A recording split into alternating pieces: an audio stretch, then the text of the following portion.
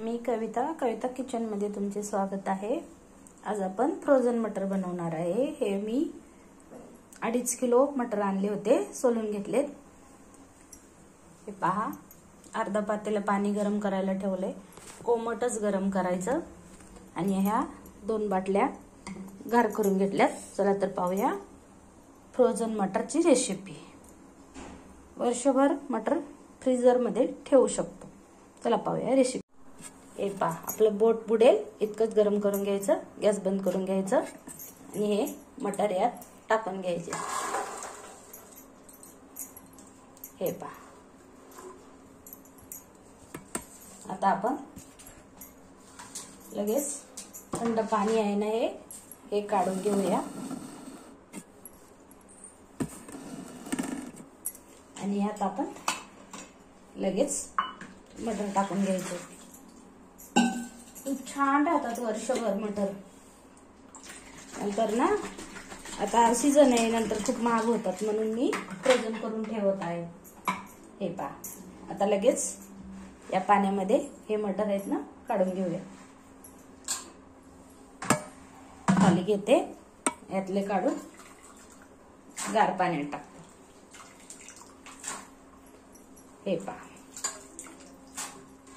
आणि हे आता आपण गार पाण्यात 1-5 मिनिटं ठेवायचं आणि लगेचच फॅन खाली 1-2 तास सुकवून घ्यायचे। आणि त्याच्यानंतर आपण थंड झाल्यावर, पूर्ण पाणी सुकल्यावर याचं बंद डब्यामध्ये फ्रीजर मध्ये ठेवू शकतो। चला तर पाहू पुढची रेसिपी, पण दाखवतेच तुम्हाला आता। हे पहा, आता हे आपण गार पाण्यातून लगेच काढून घेऊया। अशा प्रकारे चाळणीत टाकलं ना, पूर्ण पाणी निघते। आता फॅन खाली आपण सुकवून घेऊया। पूर्ण पाणी निथळून घेतले। फ्रोझन मटर अशा प्रकारे बनवूया।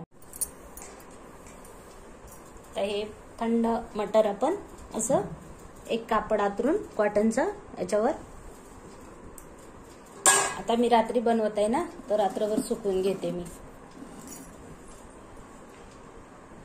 आणि उद्या सकाळी छानपैकी डब्यात भरून फ्रीजर मध्ये ठेवून देते। आपल्याला जेव्हा पाहिजे तेव्हा हे आपण मटर वापरू शकतो।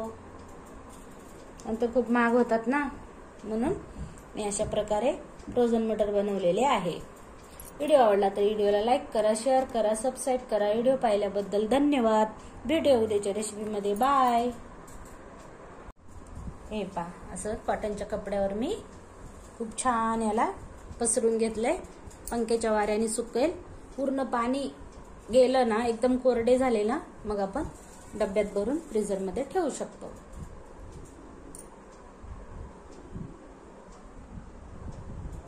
पाहूया नंतर आपण पूर्ण कोरडे झाल्यावर डब्यात भरताना दाखवते। हे पहा, आपले आता मटर छान सुकलेले आहेत। आता असं जमा करूया आणि हे आपल्या अशा डब्यामध्ये ढक्कन लावून फ्रीज मध्ये ठेवू शकतो। चला तर मग भरून घेऊया आपण मटर डब्यामध्ये अशा प्रकारे, आणि झाकण लावून बंद करून फ्रीज मध्ये ठेवूया। हे पहा, अशा प्रकारे डब्यात भरून घेतले। आता हे ढक्कन बंद करूया। 2.5 किलो मटरचे शेंगाचे एवढे एक डब्बा भरून मटर निघालेले आहेत। मी आणखीन 2.5 किलो आणून परत रेसिपी बनवून 5 किलो मटरची रेसिपी तयार करून ठेवणार आहे। तुम्ही पण माझ्या पद्धतीने बनवा असेल। चला ठेवूया फ्रीजर मध्ये। चला तर मग आपण फ्रीजर उघडूया अशा प्रकारे, आणि फ्रीजर मध्येच ठेवायचं मटर, तरच आपले मटर राहतात चांगले। हे पहा, फ्रीजर मध्ये ठेवलेली आहे। अशा प्रकारे आपण मटर साठवून ठेवू शकतो। व्हिडिओ आवडला तर लाईक करा, सबस्क्राईब करा। बाय।